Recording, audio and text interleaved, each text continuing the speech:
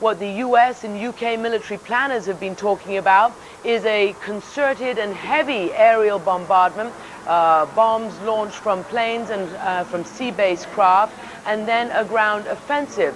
What we also have heard is from those analysts who are looking at what might be going on and how a battle might unfold, is even if there is very little resistance all the way up until Baghdad, that Saddam Hussein may play the Baghdad card and may try to draw troops into either besieging Baghdad or draw them into fighting. He alluded a little to that in his speech, talking about let them come and let them see what we will deliver, Wolf. All right, Christian, thanks very much. Rula Amin, CNN's Rula Amin is standing by in Amman, Jordan, getting initial reaction from a moderate Arab state, a state friendly with the United States, namely that of Jordan. Rula? Wolf, the day here is just starting. It's about 8 a.m. in the morning. Kids are going to school, and there's very little activity in the town of Ruwaishid. However, 40 minutes away on the border between Jordan and Iraq, there are more activities there. Jordanian students, Jordanian families who were still in Iraq have been trying to leave. They were leaving the border, carrying their luggage, and very few cars going into Iraq. And also, the Jordanian government and the UN agencies are trying their best to set up 2 refugee camps very close to that border. However, very strong wind here and the sandstorm has crippled their work. The Jordan government here is trying to prepare for this war on more than one front. On one hand, security has been beefed up around embassies here, just in case there will be some kind of backlash as a result of this war. Jordan says there are hundreds of US troops here, but they are only here to defend Jordan and to protect it. And that is creating some kind of a controversial issue within Jordan, because some opposition leaders and some of the public don't want to make sure and are calling on the government not to allow the US troops to use Jordan as a launching pad in case there is a war. Wolf? Rula Amin in Amman, Jordan. Thanks, Rula, very much. CNN's Art Harris is in northern Kuwait. He's embedded with U.S. troops there. Art, tell us what you're seeing and what you're hearing where you are. Wolf, I'm with the 2nd Marines out of Camp Lejeune, North Carolina, here in northern Kuwait near the Iraqi border. Their adrenaline is pumping, the coffee pots are packed, and as one put it to me today, we're loaded for bear. Their call sign of Charlie Company Light Armored Reconnaissance Unit is the gunfighters, and they do just that in their light armored all-terrain vehicles, armed with everything from anti-tank tow missiles, the 25-millimeter cannon, blast through buildings, 7.62 machine guns. They've got mortars that can fire more than a mile, Wolf, and rounds, high explosive rounds they call shake and bake. When one of the men learned that a cruise missiles had been fired at Iraqi military targets, he told me, quote, "Now I'm really motivated." Wolf? What about the morale, as far as you can tell over there, Art, among those Marines in northern Kuwait, once that order is given to move into southern Iraq? The morale is very high. They say that this is, in a way, similar to training. They have trained together in the desert in sandstorms and all sorts of conditions, and they say that it's like muscle memory. They will do what they have to do, and they feel very prepared. So there's also a sense that they're part of history, and that if the president calls on them to carry out his policies, that they will be down in the dirt and do whatever it takes to make it happen. CNN's Art Harris with the U.S. Marines in northern Kuwait, preparing to move into southern Iraq at some point. Art, thanks very much. CNN's Miles O'Brien is standing by at the CNN Center in Atlanta. He was telling us earlier, when we briefly interrupted him, about some of the hardware that's being used right now in this initial stage of the war. Miles? Well, if we're talking about the Tomahawk cruise missiles, according to the Pentagon, at least 40 of them were fired from ships in the Red Sea and in the Persian Gulf. Joining me to talk a little bit about the cruise missile, what it is used for, and how useful it is for the U.S. military is Alec Fraser, retired captain of the United States Navy. Alec, first let's get the lay of the land here using this map. You can point out where these cruisers were that would have fired off these cruise missiles and give people a sense of where they were headed. I think I'll draw on the map while you're doing that. Well, I think that you can see from the map that there are ships that can be in the Red Sea, back over in the Persian Gulf, and there are also submarines that can fire these missiles. 40 missiles coming from one one destroyer, one cruiser is a large number of missiles to come from one ship, but they can come from two different locations, approach Iraq from two different areas, two different quadrants, and it makes it a little bit more complicated as far as discerning where the attack's coming from and sort of surprising the people on that end. And the synchronicity of these attacks is what's very interesting. You could have 40 cruise missiles coming from all different locations. They can arrive at a specific location all at the same time if need be. Right, and that's done by an order that goes out from the theater commander that sort of coordinates both the aircraft that are doing the attack and the missiles. So that in general the missiles will go in first, get people to turn off their radars or to lower their heads, and then the aircraft go in. It's a finely tuned thing. It's timed down to the second, and it works. Now, the Defense Department released a little bit of tape tonight. I wanted to just take a look at this. This comes from the USS Cook, which was out here in the Red Sea. The USS Cook, this launching that we see here, obviously, Alec, you want to clear the decks when this happens. What we're talking about is a solid rocket motor. Eventually, as it breaks away, what kicks in is essentially a jet engine, right? Right, the booster that gets it up into the air, and then the turbofan engine takes over and flies at several hundred feet after that. And it's the fact that it's a turbofan engine that's just running at a very low speed that will send it out to 700, 1,000 miles, long range. All right, and they fly fairly low. They fly about the speed of a commercial airliner in the neighborhood of 500 miles an hour. Let's take a look at this animation to give you a sense of the flight of a cruise missile. Typical scenario here. There's your cruiser, and there's your launch. And the trick here is to be something that cannot be easily seen by radar, cannot be detected by heat-seeking devices, and that's what the Tomahawk offers for $1.4 million per copy, right? Right, but it can't be seen because it's so low, and it can fly at a couple hundred feet. It can fly through valleys, fly down the rivers. It can do things that can't be detected by radar, and the small engine is hard to detect by an infrared device that could be like a shoulder-fired missile. Now, there was one other item in the arsenal that was used according to the Pentagon tonight, and that is the F-117 stealth fighter, the Nighthawk, as it is called. And I'll tell you what, before we do that, let's give you some particulars on the Tomahawk cruise missile, and then we'll move into the F-117. If we could just give you a sense of what it's all about and the specifications on it. BGM 109 Tomahawk cruise missile, about 1,000-mile range, terrain contour, uses GPS, and launched from surface ships or submarines. Or submarines. And it has a warhead, a 1,000-pound warhead, which can be used like a bomb, but it also has a warhead with cluster bombs. And the cluster bombs can be used to destroy aircraft that are parked along a runway, or it can be used to put a number of bombs down a section of a highway someplace if we knew someone was really traveling down that highway. All right, now let's move into the F-117, right. The Nighthawk. It's about the size of a F-15, single seat, carries two guided bombs in it.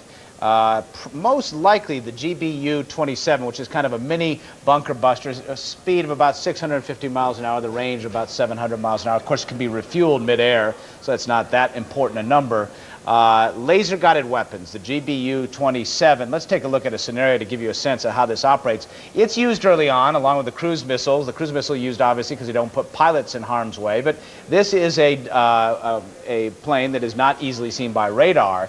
These bombs that we're talking about, mini bunker busters with about a 500-pound warhead on them, designed with a time fuse so they penetrate concrete, and then ideally, if they're working as they're supposed to, they explode once they have made a penetration deep into a bunker. That's the theory. We don't know that GBU-27 was used, but that is typically what is on board an F-117 when you're talking about a guided precision weapon. And one thing to point out about these precision weapons, in the Gulf War I, about 10% of the weapons were precision or guided either by laser or by satellites. This time around, it's just the opposite. 10% are so-called dumb bombs, 90% precision. It's amazing how the weaponry has changed over the 12-year period. It has, and back when I was in the Gulf in '91, we didn't have GPS to the extent that we have it today. GPS has changed the way we do warfare, and we can be much more precise, get the exact location of a target and put a bomb right there. Back in the Korean War, it would take hundreds of bombs just to destroy one bridge. Now you can do it with one. All right, having said all that, when you talk about 40 cruise missiles coming in, we've heard this talk about a decapitation effort here. It's almost impossible for us to assess how much damage was done, but given the accuracy you have told us about, we can probably surmise that they hit a lot of these targets that they were after. Well, absolutely, they hit the targets. The targets, what they were is what we don't know. They could have been in the no-fly zone, radars. They could have been going after someone on a highway. What they were, we don't know. But whatever it was they were aimed at, they hit. All right. We can say that with fairly good certainty, I guess. Certainty. All right. Alec Fraser, retired captain of the United States Navy, thank you very much for walking us through all this. We appreciate it. Aaron? And that'll be one of the great and important questions of the next 24 hours, I suppose. Not simply what they were trying to get, but who was there. If they were trying literally to decapitate, a word that Jamie McIntyre used, an expression that comes out of the Pentagon. If they were trying to get some people, perhaps in the next 24 hours we'll know who they got. What we do know actually is who they didn't get, and the Iraqis have made a point of parading out government officials in the last 40 minutes or so to show that they are alive. Who we haven't seen, by the way, is Tariq Aziz, the Deputy Prime Minister.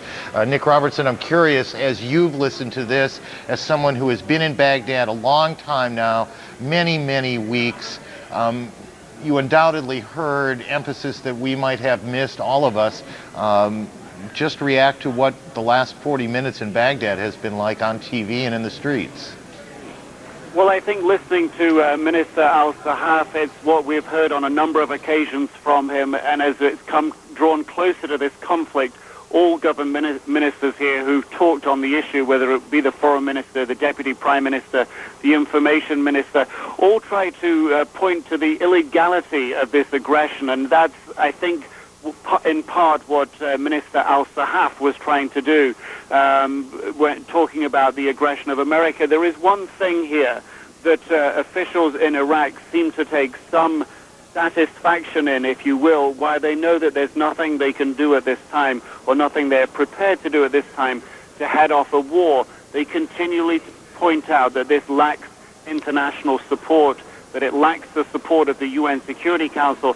Very much listening to Minister Sahaf this morning on the same track, saying that, and also pointing out, the culture minister pointing out, that Iraq does not have weapons of mass destruction, that the theme, that the international drive has changed from weapons of mass destruction to regime change, trying to point out again to the international community something that they will likely try and build on in the coming days and weeks, Aaron, as Iraq tries to put its cause to the international community to try and bring international voices to bear against the United States and against Great Britain, as they have tried to do in the weeks and months leading up to the war. Play to France, play to Russia, play to China, point out that the United States does not have a broad support internationally at this time. It is likely a theme we'll hear a lot more of. Aaron? Just, Nick, very, very briefly, does it surprise you we have not seen Tariq Aziz? He's someone we are all used to seeing in these moments. At this time, no. He appeared late in the day yesterday. It would seem they fully expect this to be a long, ongoing situation. Okay. It would not a surprise at this time. Okay. It's just someone who is so familiar, thank you, Nick, to, I guess, people around the world who, not just from this period, but from the first Gulf War as well, the Deputy Prime Minister who runs foreign affairs pretty much, Tariq Aziz. We haven't seen him yet, and that may or may not mean anything. I guess that's another question we'll answer in this day ahead. Christiane.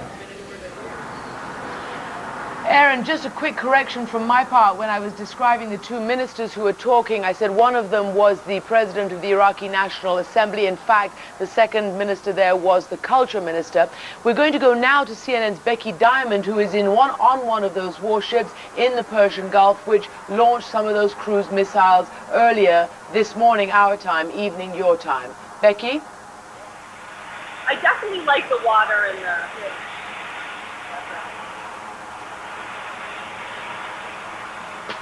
Becky, can you hear me there? Well, this morning, yes, I'm on the USS Milius. We're in the northern Persian Gulf, and about 5:02 local time, that's 9:02 Eastern time, the ship launched 8 Tomahawk missiles. Now, one didn't quite make it, and it swooped or fell not too far from me in the Persian Gulf, but 7 made it, and it was quite a sight. We're on the flight deck, and the mood was somber, but there was a sense of relief here on the ship that the ship has gotten started. Back to you.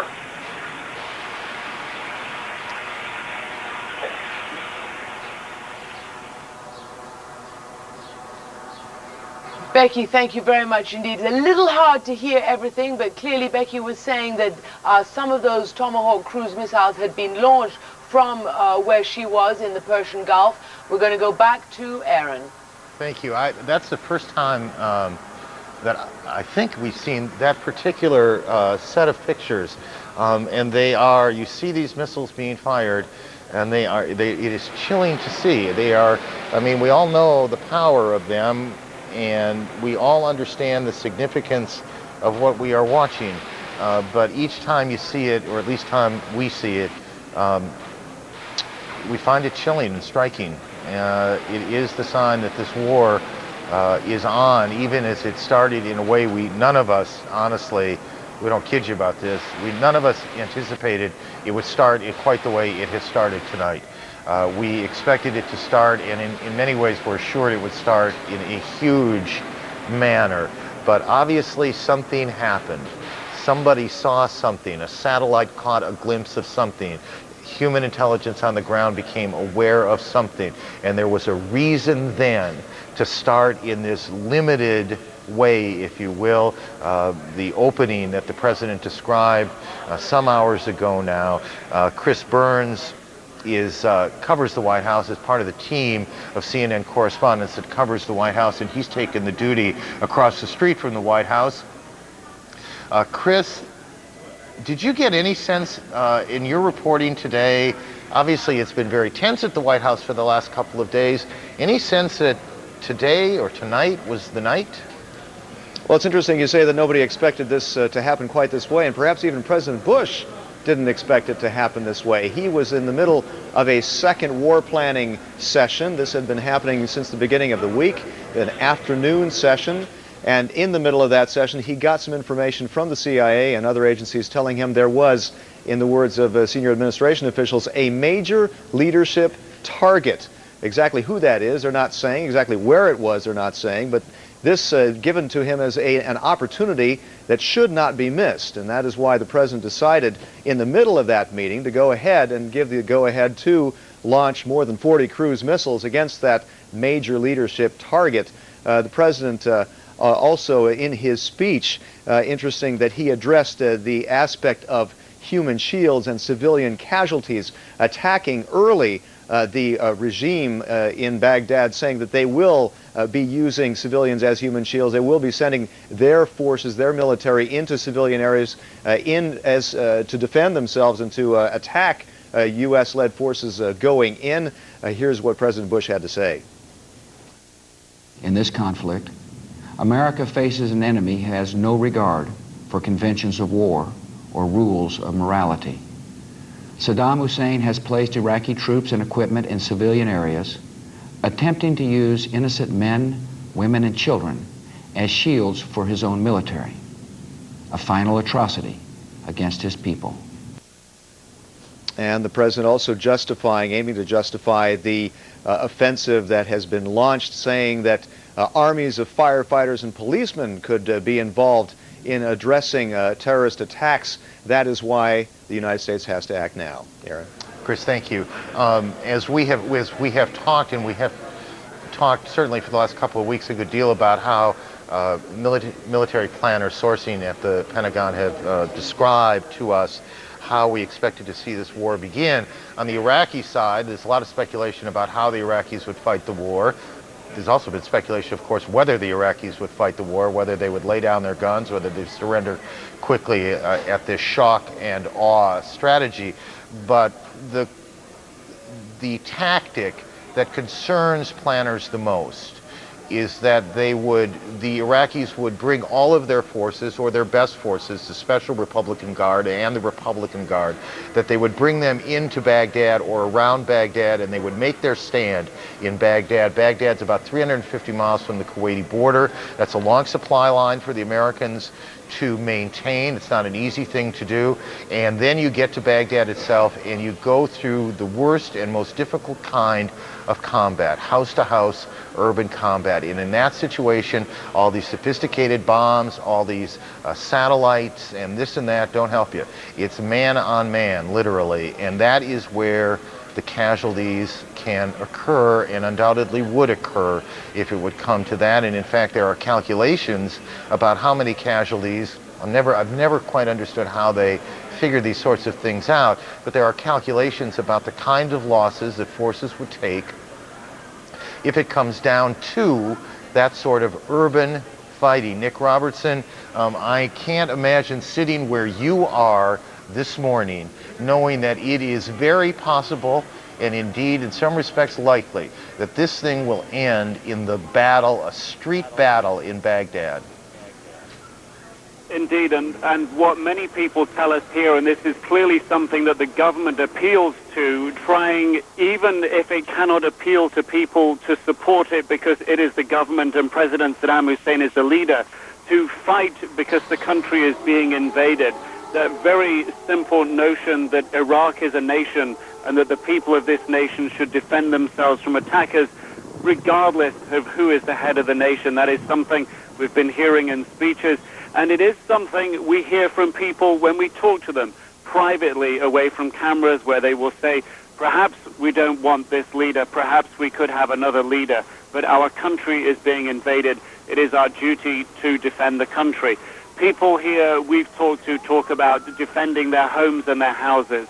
The pictures we see on television in the evening has been of urban training for urban warfare. It is difficult to know, however, how much of a heart people will put into that fight, what exactly coalition forces will find in terms of resistance when they arrive in Baghdad.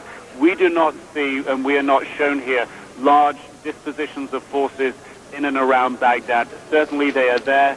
Certainly there are many military barracks. Certainly there are other locations that the military does use to live in inside this city. When I was south of Baghdad a few days ago, it was clear that some defensive installations are being made along the road to Baghdad. Indeed, some areas appeared to be being prepared for battles ahead. Aaron? Nick, it is, I suppose, how the Iraqis respond, how the Iraqi military responds, how the citizens, the 5 million or so citizens of Baghdad respond if this becomes a fight for Baghdad, depends a fair amount on what precedes the fight for Baghdad, how much damage is inflicted, how much intimidation is carried out by the American forces when they ultimately do launch the large-scale attack, which is still to come. Nick, I haven't said this, and I probably won't say it again, but we all think it. Stay safe out there, okay? Nick Robertson, who's in Baghdad, and we don't make a big deal about reporters in these sorts of situations because it's something they choose to do. It's what we do, and we choose to do it. But we worry about them on nights like this a lot. Wolf, you have had some time to think about and talk to people a bit about the Saddam TV address and whether we need to put Saddam in quotes or not, whether that was Saddam or not. I thought it interesting, though, the point that someone made a bit ago that it is difficult. It's one thing to look like somebody. It's another thing to really sound like somebody. And there's no doubt that Saddam Hussein has a very precise voice, very recognizable in Arabic. So there's little doubt, I think there's virtually no doubt whether or not that was in fact Saddam Hussein. Here's where the doubt is.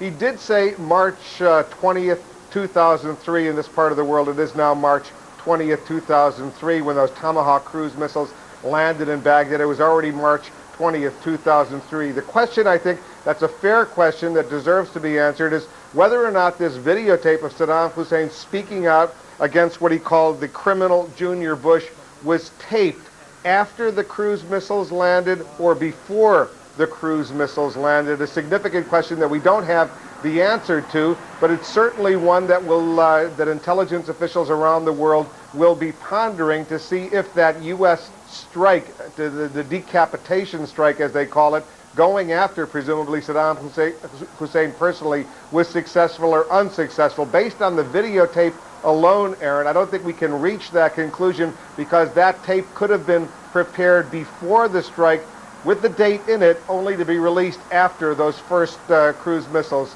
hit Baghdad. So there's still a little bit of a question when that tape was made. And I don't think either of us want to put too fine a point on this, but was there, because I think the chances are it is Saddam Hussein, but Was there, as you think through the speech, other than the date, do you recall him saying anything in that speech that suggested what the attack was, that they had tried to get the leadership and failed tonight? Anything specific enough to say it had to be tonight?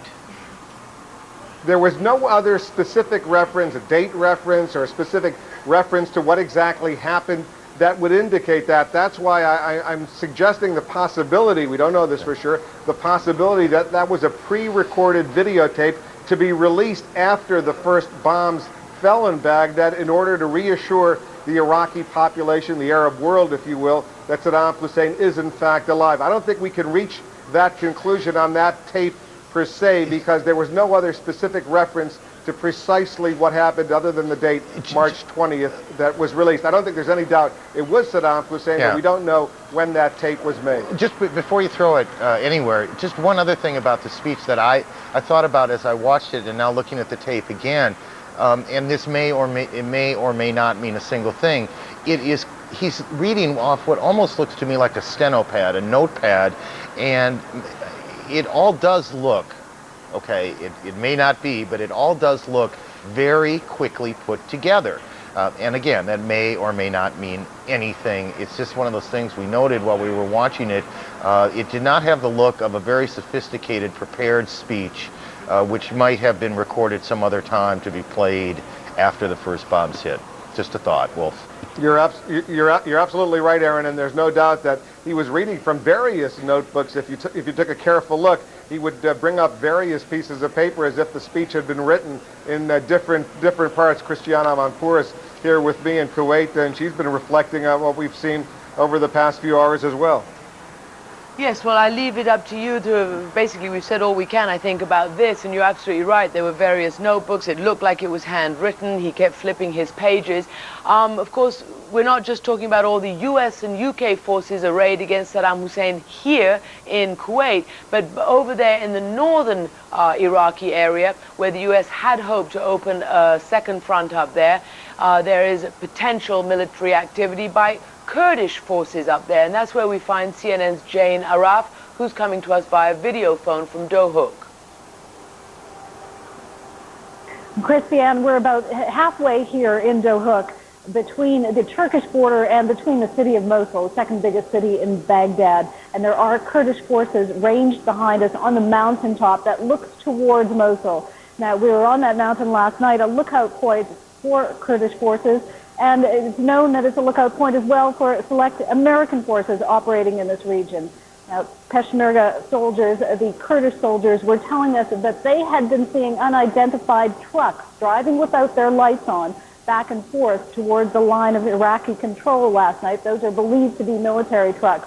It seems all quiet this morning, but they are certainly on watch here along the border, as they are along the Turkish border. Now, one of the concerns has been that Turkish troops would come in, and instead of a second front of American soldiers here to fight the Iraqis, there would be fighting breaking out between Turkish and Kurdish forces. Now, that seems to have been diffused, but there are still tens of thousands of Kurdish forces, they say, are ready to fight Turkish soldiers if they do come in too far. Christiane? Jane, I want to ask you a question on the issue of Saddam Hussein. You have been our bureau chief in Baghdad for many years and have observed him at least on television.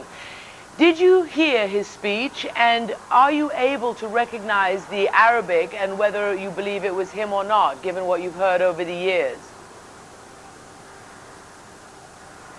That's always been the question, as you know, Christiane, whether it really is him. There's no indication that it wasn't. Now, it may very well have been pre-taped, but if it was pre-taped in an effort to assure the Iraqi population, that's one thing we all know as well, that the Iraqi population is not so easily reassured, and there is always a skepticism among Iraqis whether they are actually seeing their real president.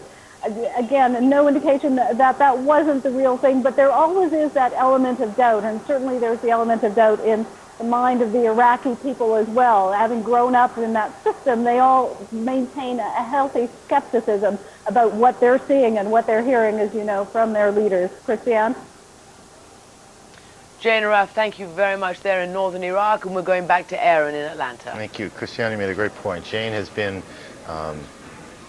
our Baghdad bureau chief for a long time. It's tough duty, and she has done terrific work. We've gotten to see, I think all of us on this war, believe me, it's not a television program, and none of us here think of it this way, but we've all wondered how, as we've prepared for this, how some of these systems that have been in place, the embedding system, was going to work when it actually, when the bell rang, and the bell rang tonight, and we've had a pretty good sense of how it works. We're able to go to some remarkable places, and mostly we're able to see it pretty well. Becky Diamond is on board the USS Milius, and while sometimes these pictures get a little ragged, we work with them because it's extraordinary to be able to get to them at all. Becky? Well, Aaron, I am standing on the USS Milius, a destroyer in the northern Persian Gulf, thousands of miles from where you are on a video phone. This morning, about 9:02 Eastern Time, 5:02 local time, this ship launched 8 Tomahawk missiles. One didn't make it too far. Its booster fell not too far from me in the water, right beside me, but 7 others launched successfully, reaching targets, which of course we don't know. Now, the ship has an unknown number of Tomahawk missiles, does have more. The ship is waiting for its orders, and we'll have to see what's next. Aaron? Just give me, this is one of those television questions, and I actually apologize. Just give me a sense of the mood there tonight or this morning. Is there a sense of excitement? Is there a sense of anxiety? What do you pick up when you talk to the men and women on board? It's a fascinating place to be right now. The mood when I arrived on board last week was anxious. There were a lot of people feeling a lot of tension with a lot of uncertainty, and that mood settled when the president spoke. And then there was a feeling of a mission, and no one's a more warmonger on this ship. I don't feel that at all, but people feel they have a mission, they have orders, and this is their job, and they're going to execute. And this morning, I would say there was almost a sense of relief with an order being executed. But people are reflective and somber. This is not a task that they take lightly. Aaron? Becky, thank you for your work today, and I suspect there's going to be some dramatic and difficult days for you and the crew members aboard that ship. Stay safe. Thank you. Becky Diamond aboard the Milius out there.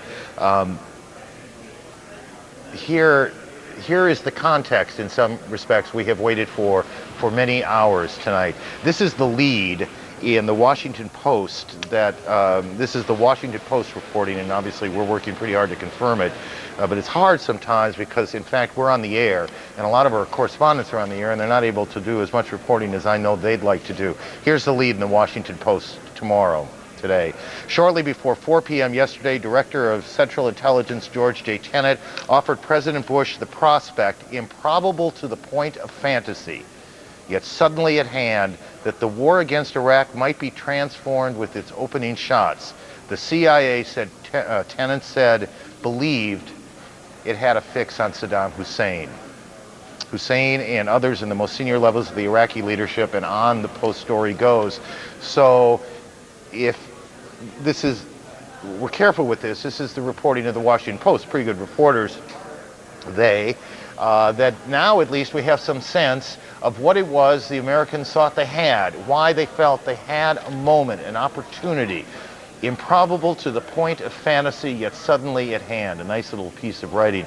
Kelly McGann is among the groups that, among the individuals, it's not a group, he's a person who works with us in special forces and understanding a lot of this stuff. What's your take on, that must have been a tantalizing moment, wouldn't you think, when the CIA director walks in and says, we think we got him in the crosshairs?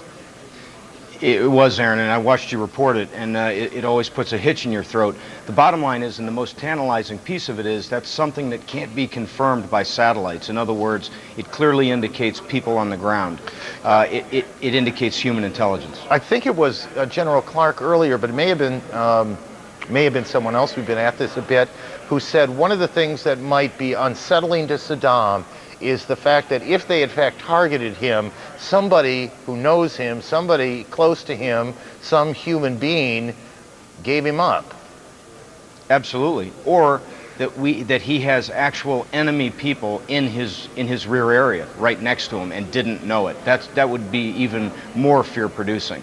Especially with a person who loves to control things as much as he does. In the last war, we know that he had at least 11 lookalikes. So in order to prioritize the target list, to step out of the kind of, at least the initial planning, we all know it goes south the first shot, but the bottom line is, in order to act on that, they had to have direct eyes on the target and have reason to believe that even with the time of flight of the missile, that they had a chance of getting it, and that's exciting. Boy, it sure paints that whole Saddam television speech in an entirely different light, doesn't it? I mean, there must have been, if the Post reporting proves out, and there's no reason to believe it will not. I mean, I for one have great confidence in their reporting. There must have been in American circles, military circles, intelligence circles, a heart-dropping moment when they realized it didn't happen. They didn't get him. This improbable to the point of fantasy moment. But on the good side, Aaron, it gives rise to the run, rabbit, run, doesn't it? As I watched you report it, I noticed that they were on again, off again, 10 minutes away, yes. Nope, 20 minutes. That could be the rabbit that doesn't want to come out of his hole. And I think that clearly he looked a little bit distraught on television as well. I agree with that, that was not, again, you don't want to put too fine a point on some of this stuff, but that was not the sort of confident, almost jaunty Saddam Hussein that we have seen very often over a long period of time. That's right. I mean, if you watch him in his normal composure, he's leaning back, he's smoking, he's basically, talking to people on bended knee. This was leaning forward. He clearly had a long face. He clearly had not been sleeping well. And I think that if you look closely at and listen to the way that he talked and the mannerisms he used, it was not his normal routine. Looks a lot older in that shot to me than he looked. Yes, he does. Now, I'll tell you something. I don't imagine you sleep very well if 40 cruise missiles, or half that many, if there were 2 targets, half that many are raining down on where you were or where someone thought you were. That would keep me up at night. And we're talking about a man who needed a food taster. I mean, what kind of life is that? And now it's coming to a culmination here where literally a superpower is hunting him. I mean, that's got to be a very terrible feeling. Kelly, terrific work there. Thank you. Nick, I'm not sure if you're able to hear. I'm not going to read the whole lead again, but this notion that the CIA had Saddam Hussein, believed it had Saddam Hussein in his sights, and marry that off with the notion that Kelly underscored, which is it had to be human intelligence that gave him up. Nick?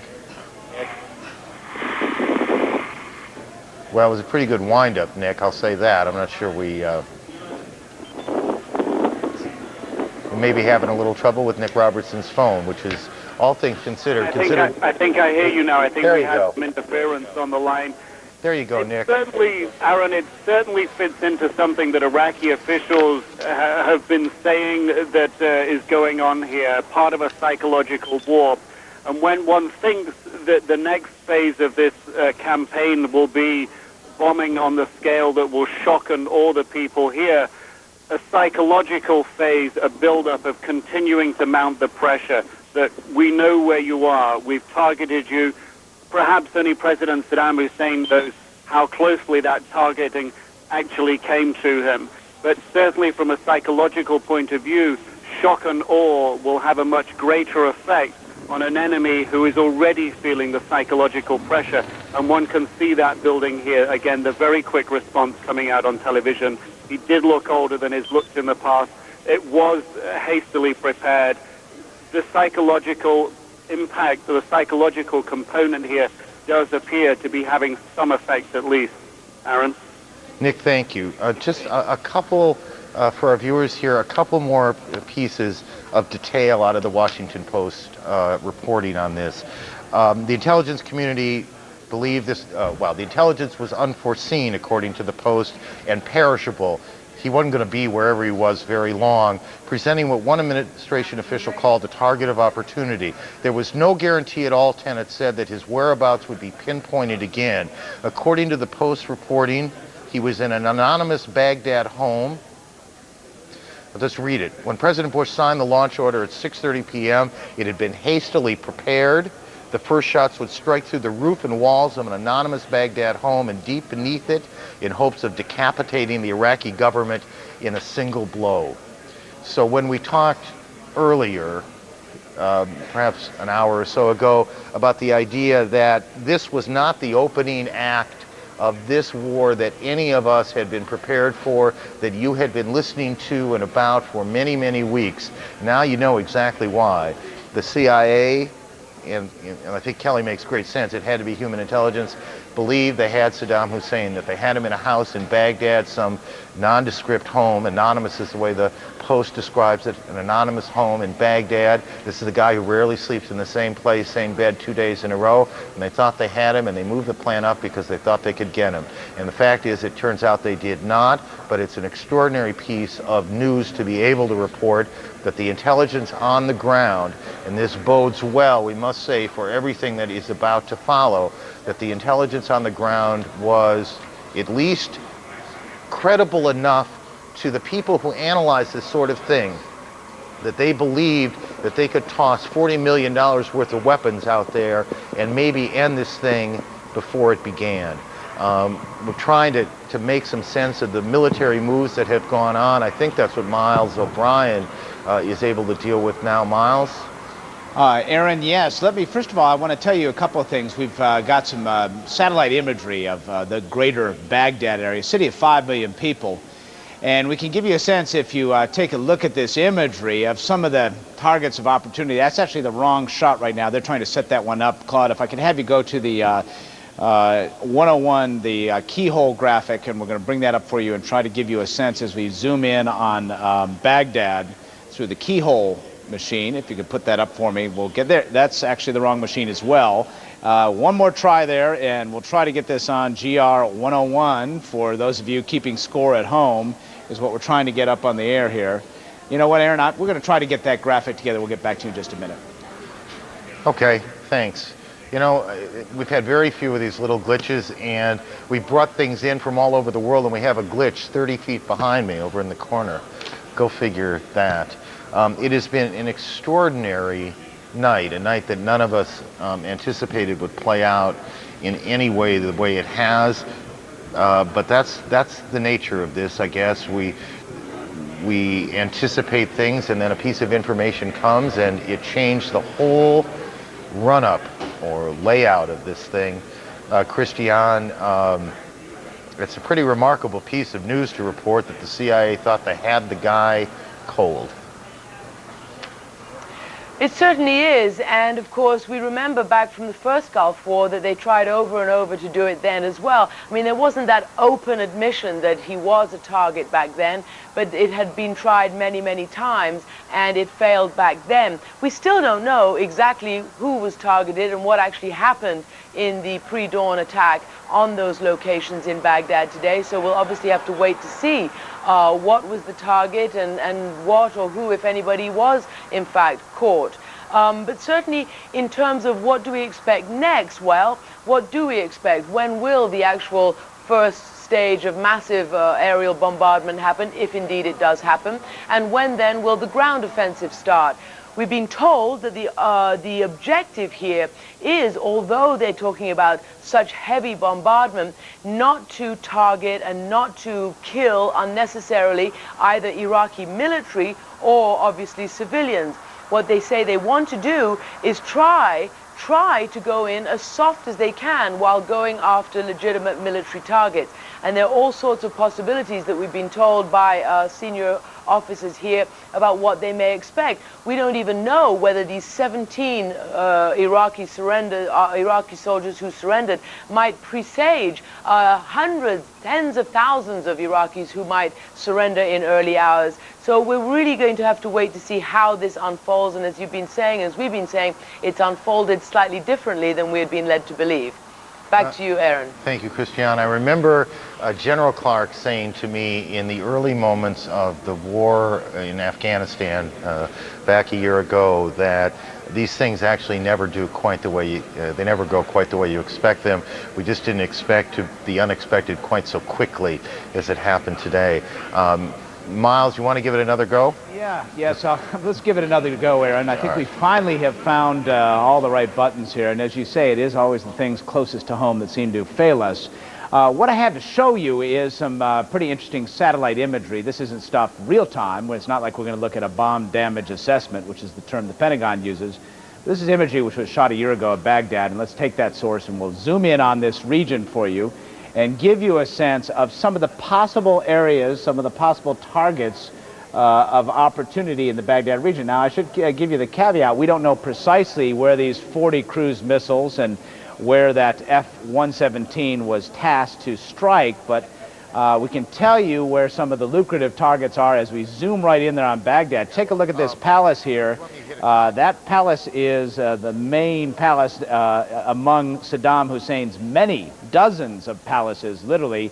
Lots of money spent over the years building shrines to himself all around this country. That's just one of many. There's a compound right along the Tigris River. There's another palace that just went by there. You saw the Blue Dome. And yet another one right over here. These palaces, as you have pointed out many times, Aaron, Saddam Hussein does not like to sleep in the same bed twice in a row. A couple of other places that might be of great interest for targets. The Council of Ministers. This is where the Iraqi government, the people closest to Saddam Hussein meet. It's actually an old convention center now, but a possible target as well. The Ministry of Information. Now, we know the Ministry of Information is standing. Why do we know that? Well, that's where that live picture that you've been seeing has been coming from. You've been seeing it. The shot that we're showing is actually looking out in this direction. And if I move up just a little bit, you can sort of get a sense of what you're looking at there. There's that shot which you've seen many times in our pictures. There's that shot of the mosque. That mosque is right in this area. And then we had a shot looking down that bridge just a little while ago. So the field of view of that camera is somewhere like this, or really now that it's been panned over, it's something like this, so you can get a sense of where it is looking. There's another very interesting potential target. And we're talking about regime targets here. Regime targets, that's the goal is not to take out power plants and ruin the water supply, that sort of thing, to cause hardship to the people. The idea is to go after the regime. This is the Ministry of Military-Industrial, the military-industrial complex, if you will. This is sort of the headquarters for the weapons of mass destruction capability in Iraq, and has been over the years. And finally, over here, right next to it is where the Iraqi parliament meets. Interesting, when you're talking about regime targets, this is a place you might want to take a quick look at. This is the place where you've seen those pictures of Saddam Hussein constantly firing off pistols. That is, every time you see that, that is shot right here. That's kind of the Lenin Square, it's the top of Lenin's tomb, I should say, the Kremlin, if you will, for Saddam Hussein, and that's where those parades occur. Anyway, those are possible targets. We don't know that that's where they were striking. Nevertheless, gives you a little tour of Baghdad. Aaron? Thank you, Miles. Miles O'Brien. He knows more than space, doesn't he?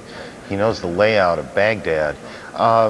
We're going to make a couple of switchovers here for our viewers on CNN International. First of all, thanks for being with us, of course, and John Voss will continue the coverage there in a moment.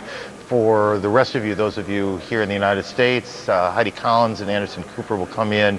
A lot of extraordinary work was done on an extraordinary day, and our thanks particularly to Nick Robertson in Baghdad, to Wolf and Christian in Kuwait, and to all our embeds who we heard from, all our reporters who, to Walt Rogers and Kira and all the rest. I'm going to forget. I'll leave some out and feel bad. We'll leave you, before we turn it over to them, with the President of the United States, who at 10:15 Eastern Time announced the beginning of this war. We'll see you tomorrow. My fellow citizens, at this hour, American and coalition forces are in the early stages of military operations to disarm Iraq, to free its people, and to defend the world from grave danger. On my orders, coalition forces have begun striking selected targets of military importance to undermine Saddam Hussein's ability to wage war. These are opening stages of what will be a broad and concerted campaign. More than 35 countries are giving crucial support, from the use of naval and air bases to help with intelligence and logistics to the deployment of combat units.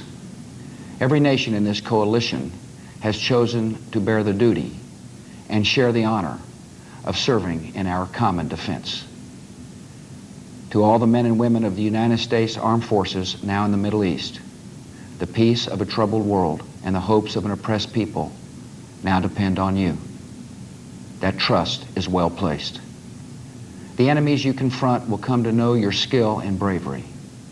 The people you liberate will witness the honorable and decent spirit of the American military. In this conflict, America faces an enemy who has no regard for conventions of war or rules of morality. Saddam Hussein has placed Iraqi troops and equipment in civilian areas, attempting to use innocent men, women, and children as shields for his own military, a final atrocity against his people. I want Americans and all the world to know that coalition forces will make every effort to spare innocent civilians from harm. A campaign on the harsh terrain of a nation as large as California could be longer and more difficult than some predict. And helping Iraqis achieve a united, stable, and free country will require our sustained commitment. We come to Iraq with respect for its citizens, for their great civilization, and for the religious faiths they practice. We have no ambition in Iraq except to remove a threat and restore control of that country to its own people. I know that the families of our military are praying that all those who serve will return safely and soon. Millions of Americans are praying with you for the safety of your loved ones and for the protection of the innocent. For your sacrifice, you have the gratitude and respect of the American people. And you can know that our forces will be coming home as soon as their work is done. Our nation enters this conflict reluctantly, yet our purpose is sure. The people of the United States and our friends and allies will not live at the mercy of an outlaw regime that threatens the peace with weapons of mass murder. We will meet that threat now with our Army, Air Force, Navy, Coast Guard, and Marines, so that we do not have to meet it later with armies of firefighters. We have suggest that it was more than just a target of opportunity that someone knee-jerked and said, hey, there he goes, let's shoot. Also taking place at the same time or shortly thereafter were attacks at a number of other areas in northern, southern, and western Iraq. And these were attacks on airfields, preparatory to clearing the way for special forces. A number of different targets hit around the area. And it was the aircraft used were B-1 bombers, the F-A-18s flying off of aircraft carriers, assumedly F-15s and F-16s flying out of bases, bases used by the Air Force down in the Persian Gulf area. All of these hitting other targets, not just Baghdad. So you have a lot of things going on. Clearly what they are doing is trying to soften up these areas for special forces units who are in the area, possibly intelligence operatives who have been in the area for a while. It may very well be that they are planning to land some troops in aircraft. You know, the C-17 that the Air Force uses, as well as the C-141, but especially the C-17 and the C-130, can land on almost anything that's hard enough that it won't sink through it. All they need is a clean, straight line. And if they have someone who can look out in this desert area and determine that there are no hills or holes, they can put it down on a piece of desert, land and offload troops that way. You have a lot of military hardware, M1, A1 tanks. None of that stuff has moved forward yet. As far as we know, the only forces that are at play in Iraq are special forces units, which no one, of course, will confirm, but we have it on fairly reliable sources that there have been special forces in Iraq for some time now, both looking up and aligning targets that they want to hit and preparing for what invasion is expected to come down. So I think this is just the opening salvo, but I think it's more than just a target of opportunity in Baghdad, knocking it down. When we might see more, probably at dark. They intend to operate 24 hours a day, 7 days a week, but that is only after they control the skies, and they probably will go in after dark and hit more radar missile sites. They'll take down more of the interconnecting networks. After Desert Storm, the Iraqis replaced their plain old hardwire communication systems with fiber optics, a lot of it underground.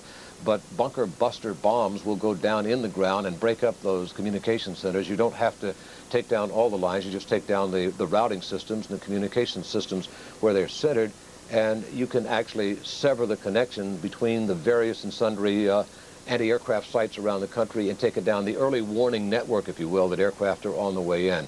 A lot of missions being flown, but these are just the first opening sorties. Sam, more to come.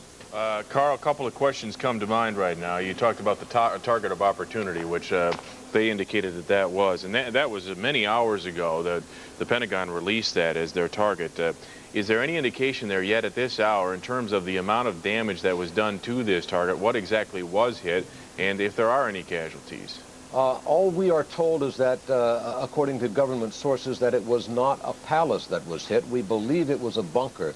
The military is having trouble giving us an official battle damage assessment or bomb damage assessment, depending on which service you're talking to, having trouble giving us that because the skies are cloudy over that area, and the way they take a look at it is that either flying a U-2 over it, the spy aircraft, or tracking a spy satellite over and taking some pictures of it, get it back, and you know, the way they do the analysis of it, you take a look at a picture that was made of this area before the attack, and then you take a look at the picture of the area made after the attack, compare the two, and you can see what sort of damage took place. But you have to be able to get the pictures. So the best BDA they're getting right now is from the television networks who are in there and showing the pictures. And I'll tell you, Sam, that I was over in that area. I spent close to 7 months in the area, in the theater during Desert Storm. And one thing that struck me was the F-117 pilots coming into the bureau where I was working and saying, you know, those TV pictures we're seeing out of Baghdad, keep them coming. It's the best battle damage assessment that we have. So we like to see that, whether anybody likes the media there or not. It's good stuff and it's real time. So. Let me talk very quickly about you too, about how exactly this strike occurred. And by all indications at this hour, this was a tremendous bomb, and this explosion was very powerful. But were there not special ops within that area that helped target that particular bunker for bombing? And is that not an indication, Carl, that those special ops have been in, near, around Baghdad for some time now, that this was a well-planned operation, maybe going back many weeks? I have been told by a senior government source that intelligence operatives have been operating inside of Iraq for quite some time, that they are an extremely important part of this entire operation, doing exactly what you suggested, locating those targets. And you know, modern technology is so great. If you want to do something like that, Sam, you can get close to it, and you can take your little GPS, almost one that you can buy down at the local sporting goods shop, and look at it, and it gives you latitude and longitude. You feed that information back and you put it in a bomb and send it, and it'll go right exactly where you told it to go. So you bet there are operatives in that area. They do a couple of things. They can target areas, and they can actually laser designate that designation that they're doing can be picked up by an aircraft that is coming in. Now, we understand that the bunker busters that were put in were the EGBU model, and that's the one that is guided electronically by a global positioning satellite system as opposed to a laser system. And that's our understanding at this point, and that would have been the appropriate thing to use in this case because of the clouds up there. Clouds can bend a laser and make it less accurate than it should be. It doesn't do anything at all for a GPS. It just goes right through it. Carl, one last question. I'm going to let you go then. We are now what appears to be in the lull between attacks. Not that the Pentagon would share with you or anybody when they plan to launch that next round, but give us an indication what is coming next, and is there any kind of time frame that people assume may actually be in play here? Okay, I would suggest to you, Sam, that the next wave is likely to come after dark. It also there may be something in this. You heard the report, the Chinese saying there's got to be a way to resolve this. It may be that they're going to take another look after the attack that took place overnight and see if anyone has changed their mind. Of course, the intel we're getting out of Baghdad from Saddam Hussein himself is that they intend to fight, that they intend to draw their swords, and that they intend to win. So it is unlikely, given that, given what he says and given the attitude there, that they will back off. Probably not much going until dark, simply because those anti-aircraft missile batteries are still, some of them are still operating out there, and yes, you can hit them in the daytime, but it's easier and safer if you can take a 117 stealth fighter or a B-2 bomber in under the cover of darkness. The people who made them stealthy will tell you, we told you that they were stealthy but not invisible, so you can see them in daylight, and they're black. They stand out against the sky quite clearly. So what they'll do is probably wait until dark, until they come back in to put down some more of these missions. Now, will it be selective like this? Will they wait a day or two? Only the planners know that for sure, and they're not sharing, Sam. Yeah, well, Carl Rochelle at the Pentagon, where business is, as they say in this day and age, 24/7. Thanks, Carl. We'll see you a little bit later on. Okay. Bianca? Well, Sam, it was just about 3 hours after the attack started that we saw President Saddam Hussein, or someone appeared to be President Saddam Hussein, on Iraqi television addressing the people of his country, telling them that they will be victorious. That is the video right there. He said that you should stand up, defend your country. People would be victorious. He called the United States a criminal, saying this was criminal acts that they had started.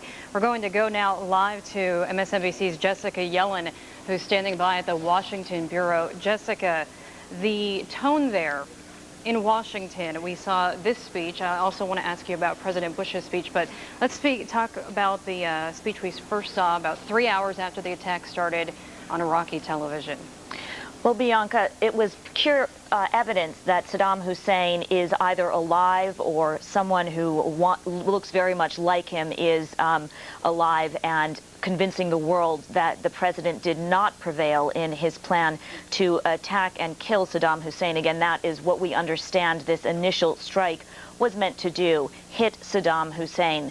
Now, the President of the United States addressed the nation announcing the start of hostilities just about 2 hours after Saddam's deadline had passed, and President Bush's words, his tone underscored President Bush's firm belief that there is both a legal and a moral justification for this war, and clearly expressed his confidence that U.S. troops will prevail.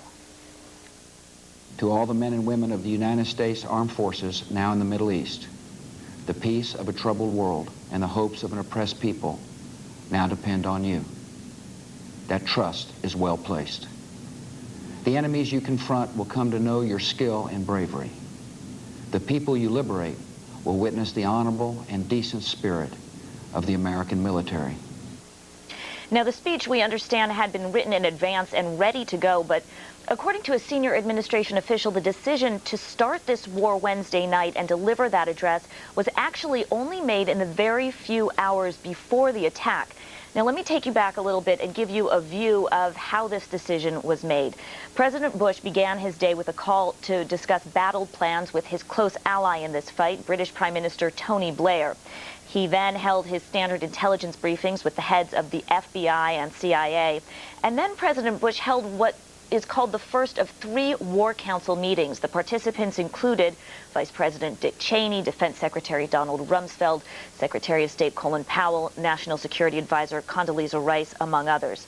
Bianca, we understand that at that time of the first meeting, the talk was really about weather conditions and troop positions, the White House even still saying publicly that an attack might not come for days. According to a senior administration official, it was in what they call an unusual third war planning meeting that the president was given intelligence indicating that the U.S. might know Saddam Hussein's whereabouts or the whereabouts of some of his top personnel, and that was between 6 and 7 p.m. We understand closer to 6:30 p.m. We're told that is the time when the president gave a go-ahead to launch military action once the deadline passed. The president then had dinner in the residence with the First Lady. We're told he was in the living room with his wife at 8 p.m. when his Chief of Staff, Andrew Card, confirmed there was no evidence Saddam had left Iraq, and shortly thereafter, the attack began. Now, that close ally with whom the president started his day, Tony Blair, well, he was informed of the strike just before bombs fell. And it was a late night for a president who likes to be in bed around 9 p.m., but we're told the president was feeling very good and very comfortable with this decision to go to war. Bianca? Okay, Jessica, you took us through the president's day, the moments really, and all the meetings leading up to his decision, to his go-ahead to start this war. As for tomorrow, anything that you know about what President Bush will be doing tomorrow? We have no plans to hear from the White House again until an early off-camera briefing by Ari Fleischer around 6:45 a.m. And interestingly, the only publicly disclosed meeting the president has today is a meeting with the president of Cameroon. Now, that's one of the small Security Council countries that refused to support a second resolution that would have authorized this war. No word if that is still on, given the fact that we are now at war. Bianca. Okay, Jessica Yellen in our Washington bureau, thank you very much for that. We're going to go now and get a live report from the Kuwait-Iraqi border, where MSNBC's Bob Arnott joining us by the phone. And I understand, Bob, right now you're in the middle of quite a sandstorm. What do you have? Well, you're right. A lot of the visibility has been decreased. There's a little bit of sandstorm here, a lot of haze, makes it a little bit difficult to fly. But Sam, let me just paint the picture for you here. We are now in what's called a holding pen. We're on a 4-hour standby for what's going to be one of the major, most dramatic sort of operations of the war. Obviously, we can't talk about any about it or where it's going to be. But here's what's actually happening. Within southern Iraq, there's a lot of talk by the pundits about surface-to-air missiles, and those are undoubtedly a problem. But there is a tremendous wealth of anti-aircraft artillery. 14, 16, 23, 27, 37, 57, 100-millimeter weapons. Some of it part of integrated air defense, some with radar, but a lot just freelancing out there in the hills and the deserts of southern Iraq. And that poses tremendous danger to the low-flying helos of our 1st Marine Expeditionary Force Air Wing. They're flying at a very low altitude, I can't tell you what. They are protected by Cobra gunships. But the picture right now is taking out all of that artillery as much as they possibly can. You have two big movements out here. One, of course, is going to be the huge mechanized Army force who will be able to blast forward. They'll have, of course, tremendous air support overhead, tremendous mechanized column. The other will be the deep inserts. And these deep inserts need tremendous protection overhead. What they're getting right now is a combination. It's called an iron triad. That is, they have the AWACS planes we all know so well with an antenna on top that's able to show other aircraft incoming missiles. The one you may not have heard about, which is called a rivet joint, which does electronic eavesdropping. And the most important, which is called a J-STARS. It looks down. It covers up to 18,000 square miles of territory. You can see low-flying helos. They can see tanks. They can see moving vehicles. Also, out of a base we were just at yesterday, they have Predators. These Predators are also out there on the look, not up at the 70,000 level that you have the U-2s, but down very low to be able to look at different formations. Sam, what's fascinating is that they're actually seeing some Iraqi formations, according to two reports, and I want to say we have not confirmed this, but two military sources have told us that you see Iraqi formations on the ground trying to surrender to the Predators. They've been given very specific instructions. You should be in a square. Put your vehicles headlight to headlight. Be 1,000 feet or so away from your weapons. That's the signal to U.S. forces that you've surrendered and the U.S. forces will not attack you. There's another big threat, Sam, and it's an interesting one. We've all heard about the Scuds. I was out here last war, saw the Scuds come in, saw how hopelessly inaccurate they were. There's another system down here that they're very wary about. They took out one of them last night up around Safwan Hill, but it's called an MRLS. This is a multiple rocket launching system. It's the really sort of premier Iraqi weapon. It's their pride and joy. They developed it for export. It's meant to be a very good weapon, much more accurate. And it's hideous in that it was designed basically to go up against the Raytheon Patriot missile, so that as these would enter into our position here and would be hit by, say, a Raytheon Patriot missile, you'd have both bomblets that would drop and minelets, which means you hear the explosion, might run out of a tent and actually run onto a mine. So they're very wary of those. There are a lot of self-defense procedures here, many bunkers around here. People are walking around, of course, with helmets and with flak jackets on. There are certain MOP gear statuses in terms of chemical warfare that, according to ground rules, we can't tell you what stage we're in here right now. A lot of preparation going into this. And since these weapons can target about 150 to 170 kilometers, many of the U.S. forces here are within range. So a good deal of what's happening right now, Sam, is preparing the battlefield, making certain that a lot of this artillery, the smaller artillery that can be so harmful to low-flying helicopters, is taken out, certainly for the routes that they are going to play. There are some major missions here. We've been made privy to these. We will be part of them. We are on standby for one of them. But, of course, to protect operational security, we can't tell you who, where, why, what, when of these missions. But as soon as we return, and it has been successful, we will report back on what that mission was.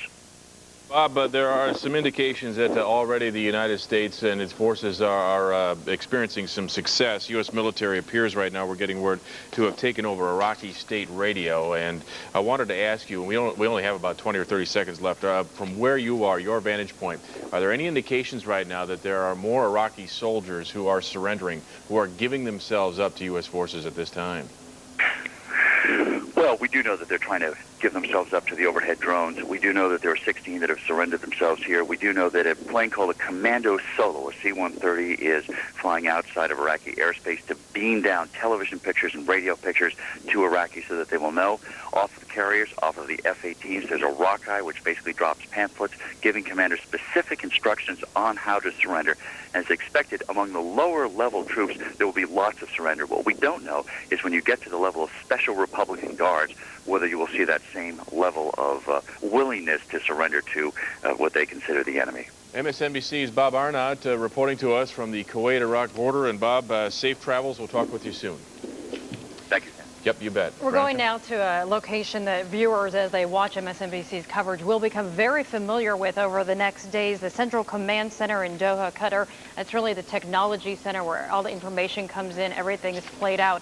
NBC News correspondent David Schuster is there live. David, what is the latest from there right now? Well, Bianca, the latest is that the war is sort of unfolding in sort of a reflection of some of the primary objectives that the Bush administration has articulated, and that is the president, of course, talked a lot about regime change and talking about the weapons of mass destruction. If you look at the two sort of phases of the attack that have been unveiled so far, they almost sort of dovetail with that. You have the intelligence information that was developed perhaps by the CIA or perhaps by special forces in some fashion, which led to General Tommy Franks believing that he had a shot at Saddam Hussein at the beginning. He took that shot. It does not appear as if they got him, but in any case, a very clear indication right from the start that perhaps with one fell swoop they might be able to accomplish regime change. The other aspect to this, the other part of the package, of course, are all these attacks going on in southern Iraq now, where you have Iraqi artillery being taken out. You had air traffic control near Basra. You had an airfield in southwest Iraq. These are airfields in southern and western Iraq that special forces, special operations want to try to take control of so that they can then launch some of their own information, actions in southern Iraq from these air facilities. So sort of preparing the way for special ops, also going after regime change. The other thing that's important that a lot of people here at Central Command have talked a lot about, and that is the psychological aspects. They want to try to get as many Iraqi soldiers to essentially capitulate before hostilities really begin with individual Iraqi units. And to that end, one of the things that military planners had thought might break the back of the typical Iraqi soldier who's considering, say, fighting in Baghdad, as if that soldier saw pictures from a place like Basra in southern Iraq of Iraqis celebrating, of a jubilation of their liberation, that if that image of Iraqis being liberated from Saddam Hussein were to spread throughout the country, that would weaken the resolve of those troops loyal to Saddam Hussein. So in addition to everything that's going on, there's a special focus on Basra. We've been told a number of military officials, both at the Pentagon and here at U.S. Central Command, have hinted at the idea of early on in this war going into Basra, making a big show of a particular part of the country that has never been particularly friendly to Saddam Hussein. Basra has about 1 million people. It is a Shiite part of Iraq. It is a region that was brutally oppressed by Saddam Hussein 12 years ago when there was an uprising. Thousands were murdered by the troops loyal to the Ba'athist regime of Saddam. So it's not an area of Iraq that has any particular fondness or regard for Saddam, and a number of military officials see a huge opportunity that if they can get into Basra, if they can create the sort of image of a liberation, a celebration, that might then convince the rest of Iraq, but also perhaps the world, that the Bush administration clearly is interested only in the liberation of the Iraqi people and of finding the weapons of mass destruction. So a lot of these things happening at once. But again, it's been made very clear for a couple of days now that once the president gave the go-ahead to General Tommy Franks here at CENTCOM to start the war, that it would be up to the general to determine exactly how the war would start, when it would unfold. And by all accounts, there was some intelligence information that was developed at the beginning, after the 48-hour deadline had passed, in which General Franks and his commanders thought that they had a shot at Saddam Hussein. That's why, of course, they responded with cruise missiles and F-117 Nighthawks. That is the fastest way for the U.S. military to respond. Bianca? And David, we've already seen just from what's happened here that the military can respond so quickly. They can change their plans if they have to. And some have said that this is just the beginning of the military action. We really haven't seen how big it's going to get. The shock and awe strategy, that could still be ahead. We could still see something even bigger. Element of surprise not gone also? Well, that's still ahead, but you were mentioning the way that they can sort of change targets and the real-time information. If you look at the cruise missiles, and Carl Rochelle reported that there were some 36 cruise missiles that were fired, the technology has changed so much in the last 12 years that whereas 12 years ago they would simply put in sort of the targeting information once they launched the cruise missiles, that was it. Now they have the capability of launching a cruise missile at one particular target and actually changing the global positioning satellite information while the cruise missile is en route. So, for example, if they see Saddam Hussein's car, for example, moving from one building to the next and they realize that the cruise missile was programmed with the original target, they can actually change it in mid-flight. Some of that information now is also being provided by